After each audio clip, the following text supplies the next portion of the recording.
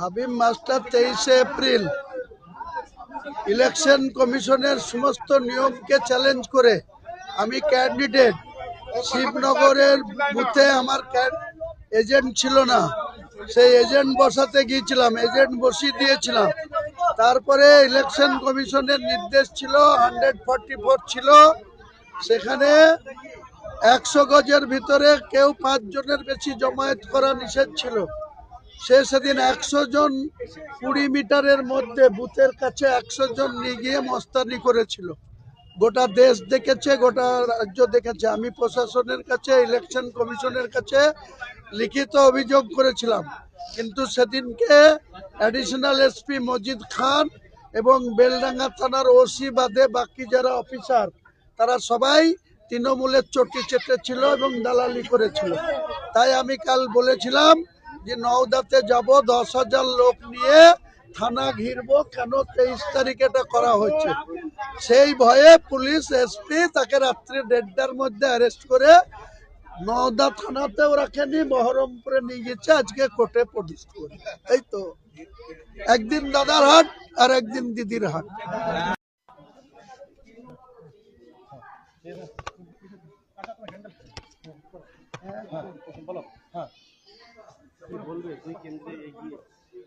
আমি আগে থেকেই বলেছিলাম ভাই, আমার প্রেডিকশন ততটা ভুলভাল হয় না। আমি আমার প্রার্থীদের চাঙ্গা রাখার জন্য অনেক কথা বলেছি, এটা রাজনীতিতে বলতে হয়। কিন্তু আমি দুটো সিটে কন্টেস্ট করেছিলাম, শুরু থেকেই মানুষের যে সাপোর্ট পেয়েছিলাম, প্রত্যেকটা প্রচারে যেভাবে মানুষ আমাকে সহযোগিতা করেছিল, আমার পাশে থেকে ছিল, তাতে আমি প্রথম থেকেই আত্মবিশ্বাসী ছিলাম যে যত বিরোধিতা করা হোক, যতই শক্তি প্রয়োগ করা হোক, যতই অর্থ ব্যয় করা হোক, হুমায়ুন কবির মানুষের আশীর্বাদে, মানুষের দোয়ায়, মানুষের সমর্থনে নিশ্চিন্তে নির্বিঘ্নে জয়লাভ করবে, সেটা হতে যাচ্ছে। এবং রেকর্ড মার্জিনে মুর্শিদাবাদ জেলায় অনেক কারো ক্ষমতা নাই হুমায়ুন কবিরের মতো মার্জিন রেখে জিতে। আপনারা দেখে নেন না, বিকেল পর্যন্ত ওয়েট করুন।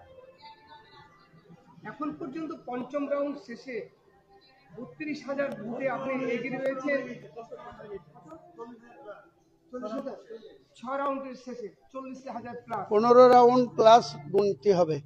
এখন যদি 40,000 হয়, আমি আপনাকে বলেছি 80,000-এর মার্জিনে রেজিনগরে জিতবো, 50,000 প্লাস মার্জিনে নওদাতে জিতবো। ঠিক মিলিয়ে নেবেন আমার প্রেডিকশন। এই মুহূর্তে মুর্শিদাবাদের ফিগার কি হতে চলেছে? দেখুন, মুর্শিদাবাদের অঘোষিত রবিনহুড দীর্ঘদিনের রাজনীতিবিদ অধীর রঞ্জন চৌধুরী এত গোয়াত্তমি করলো, আমি যেচে ওকে সাপোর্ট দিতে চেয়েছিলাম। আমি বলেছিলাম যে আমার সঙ্গে একটা সন্ধি করুক, অঘোষিত একটা সিট অ্যাডজাস্টমেন্ট করুক, তাহলে অধীর চৌধুরী নিজেও জিতবে, খাতা খুলবে। 2021-এ সিপিএম, কংগ্রেস, আইএসএফ জোটবদ্ধ করে ওরা দুটো পার্টি শূন্য হয়েছিল। আমি বলেছিলাম মুর্শিদাবাদ জেলায় এক মঞ্চে যদি মোহাম্মদ সেলিম আর অধীর চৌধুরী আর হুমায়ুন কবির মানুষের কাছে বক্তৃতা করে, তাহলে মুর্শিদাবাদ জেলা থেকে তৃণমূল দলটাকে ধুয়ে মুছে সাফ করে দেব। কিন্তু তারা সেটা ইগো দেখিয়েছে, আমার সেই কথায় কোনো গুরুত্ব দেয়নি। কাজে আমাকে যদি কেউ সম্মান না দেয়, আমি কাউকে সম্মান দিতে পারবো না। তাই তারা আজকে সে শাস্তি পাচ্ছে। কারণ অধীর চৌধুরীর ক্যারিয়ার, দীর্ঘদিনের রাজনীতিবিদ, 1999 থেকে 2019 5 বারের সাংসদ, লোকসভার নেতা, প্রাক্তন রেলমন্ত্রী, শোচনীয়ভাবে বিজেপির কাছে অধীর রঞ্জন চৌধুরীর কারিশমা বা যে নিজের দমে জিতবো বলছিল, দম কার কত মুর্শিদাবাদে আছে, 3টের পরেই ক্লিয়ার হয়ে যাবে। মুসলিমরা এরপরে তৃণমূলের নাম নেবে না, নাম নিশানা কেউ নেবে না। মুখ্যমন্ত্রীকে আবার কি বলবো, এরপরে হরিনাম করবে। বললাম তো, দীঘাতে গিয়ে হরিনাম করুক। রাজ্যে তৃণমূল 100 বার করতে পারলো না, 100-র নিচে।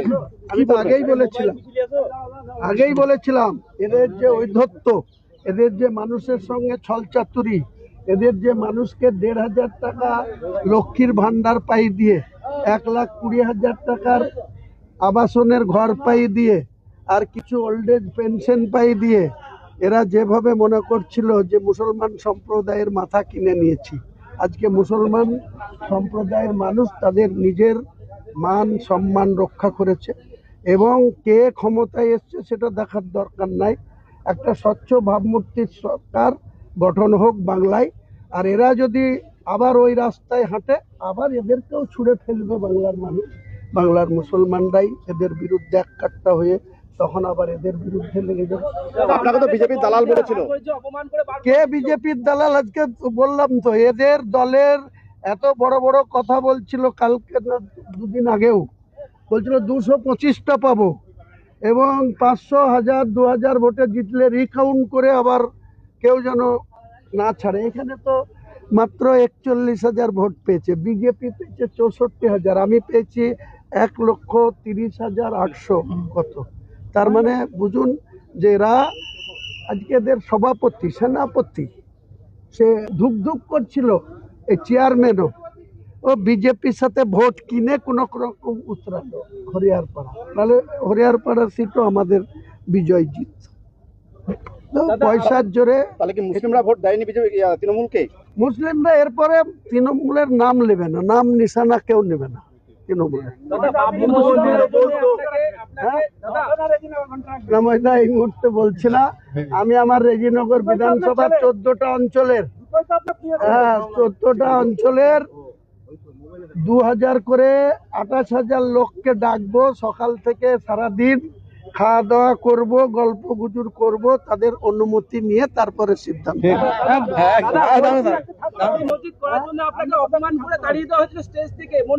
তার বদলা আজকে নিয়েছি, তার বদলা নিয়েছি। মুখ্যমন্ত্রীর এই ক্ষমতার গর্ব, পুলিশ দিয়ে রাজ্য শাসন চালানো, নিজে পুলিশ মন্ত্রী হয়ে অভিষেক বন্দ্যোপাধ্যায়কে একটা এসপি পোস্টিং দিতে গেলে 2 কোটি টাকা দিতে হয়, একটা আইসি পোস্টিং নিতে গেলে 70 লাখ টাকা দিতে হয়, আর তার বোঝা সাধারণ মানুষের উপরে পড়ে। এক গাড়ি বালি নিতে গেলে, এক গাড়ি পাথর কিনতে গেলে যোগ্য জবাব পেয়েছে, মানুষ দিয়েছে।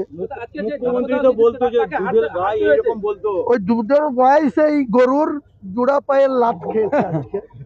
আমি আগেই বলেছিলাম যে মুসলমানকে তুমি চিনতে কেন বলবো, শুধু মুসলমানের রোডে গিয়ে লা ইলাহা ইল্লাল্লাহ মুহাম্মাদুর রাসূলুল্লাহ, ও তোমার ওই কথাতে মুসলমান ভুলবে না। যেদিন জোড়া পায়ের লাত খাবা সেদিন তুমি ওই লা ইলাহা বলা, ইনশাআল্লাহ বলাও ভুলে যাবে।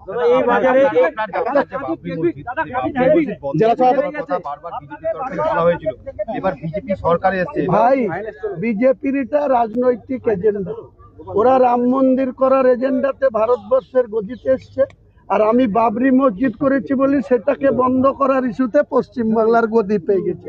ধারে কাছে আসবে না।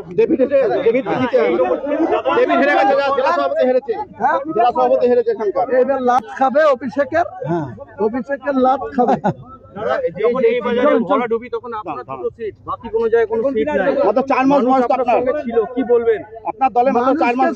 জানাই মানুষ যে সাপোর্ট দিয়েছে, মানুষ আজকের দিনে যেভাবে আমার পাশে দাঁড়িয়েছে, তা না হলে এই তৃণমূলের সরকার, এদের প্রশাসনের একটা অংশ আমাকে শেষ করে দিত। আমার মেয়ে, জামাই, নাতনি, বিয়াই, বিয়ান, তাদের 15 কোটি টাকার সম্পত্তি ফ্রিজ করে দিয়েছিল।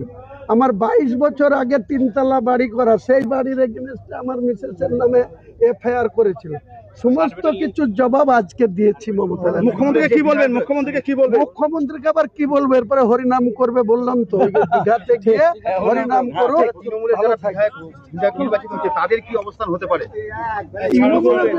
যারা আছে তারা এমনিতেই সরকারে ছিল, তখন নেত্রীর সময় ছিল না কথা বলার।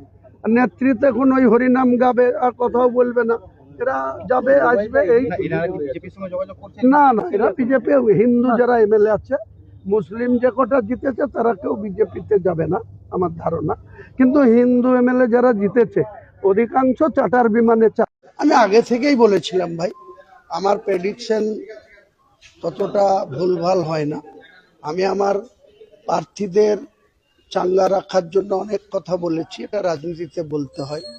কিন্তু আমি 2টো সিটে কন্টেস্ট করেছিলাম, শুরু থেকেই মানুষের যে সাপোর্ট পেয়েছিলাম, প্রত্যেকটা প্রচারে যেভাবে মানুষ আমাকে সহযোগিতা করেছিল, আমার পাশে থেকে ছিল, তাতে আমি প্রথম থেকেই আত্মবিশ্বাসী ছিলাম যে যত বিরোধিতা করা হোক, যতই শক্তি প্রয়োগ করা হোক, যতই অর্থ ব্যয় করা হোক, হুমায়ুন কবির মানুষের আশীর্বাদে, মানুষের দোয়ায়, মানুষের সমর্থনে নিশ্চিন্তে নির্বিঘ্নে জয়লাভ করবে, সেটা হতে যাচ্ছে। এবং রেকর্ড মার্জিনে মুর্শিদাবাদ জেলায় অনেক কারো ক্ষমতা নাই হুমায়ুন কবিরের মতো মার্জিন রেখে জিতে। আপনারা দেখে নেন না, বিকেল পর্যন্ত ওয়েট করুন। 15 রাউন্ড প্লাস গুনতে হবে।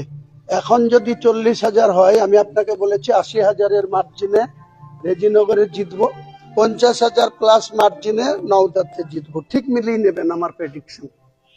দেখুন, মুর্শিদাবাদের অঘোষিত রবিনহুড, দীর্ঘদিনের রাজনীতিবিদ অধীর রঞ্জন চৌধুরী এত গোয়াত্তমি করলো।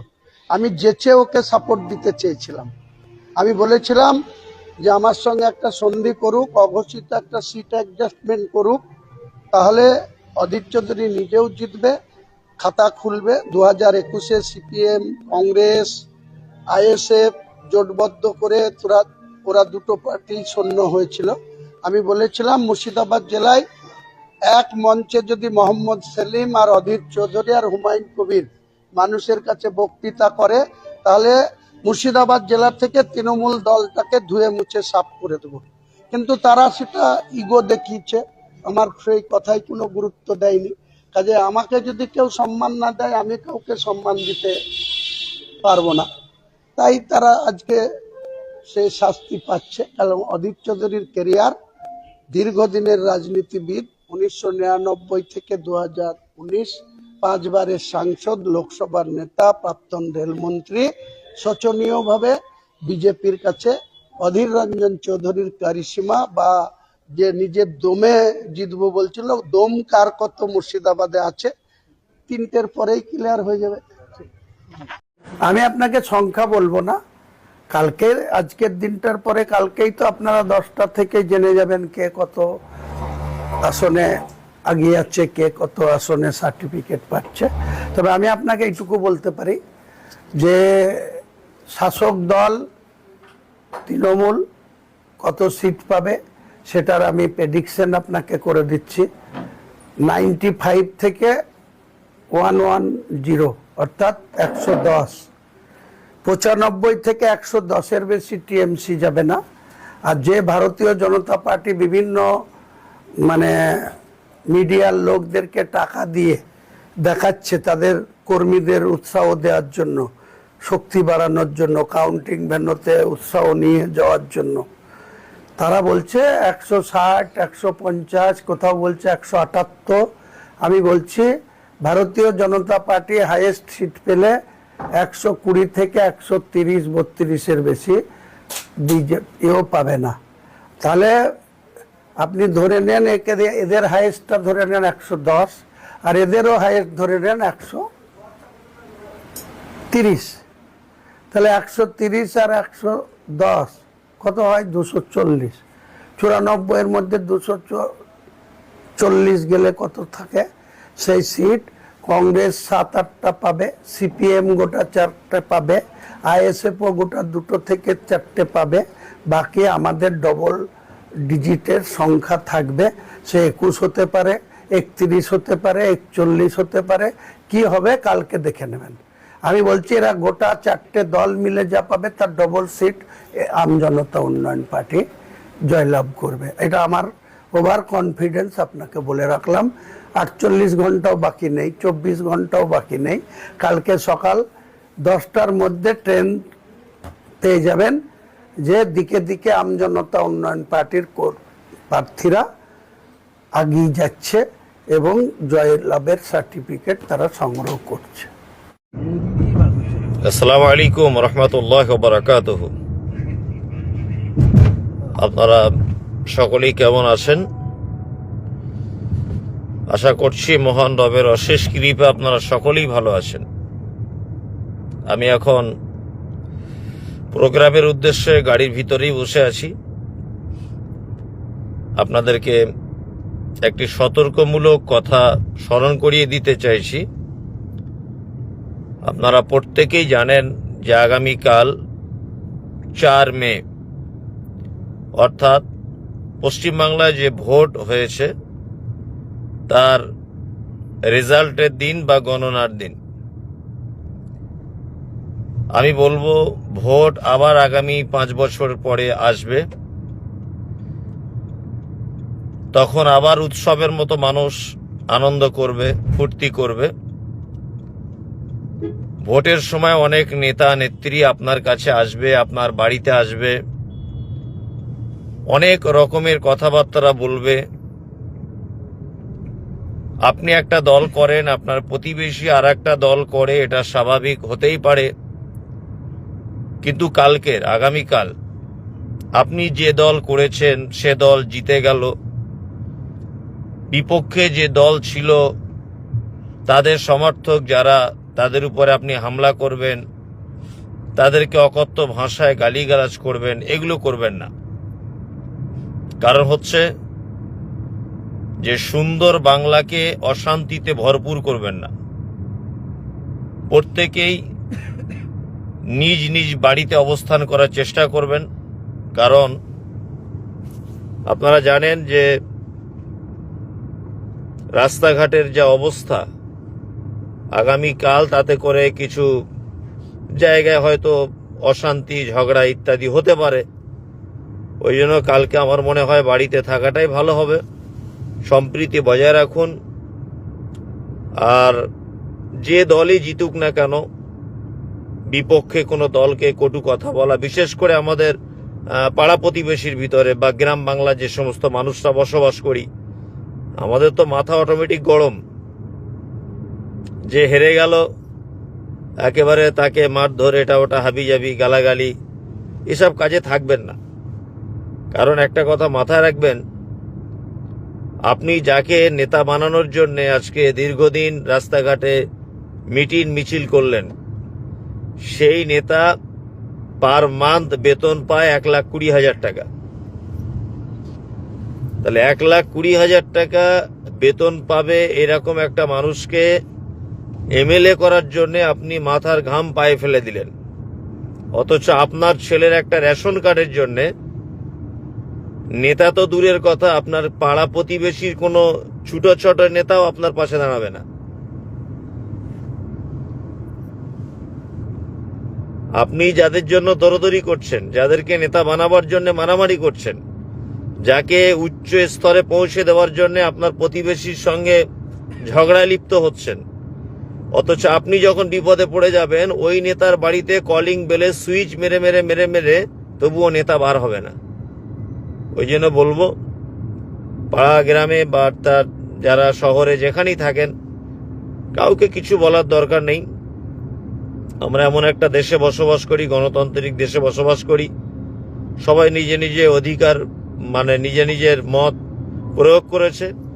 আগামীকাল তার রেজাল্ট হবে। যেই ক্ষমতায় আসুক, বিপক্ষে মানুষকে কিছু বলার প্রয়োজন নেই। আমার পক্ষ থেকে যে সমস্ত মুসলিম দিনী ভাইয়েরা আপনারা আছেন,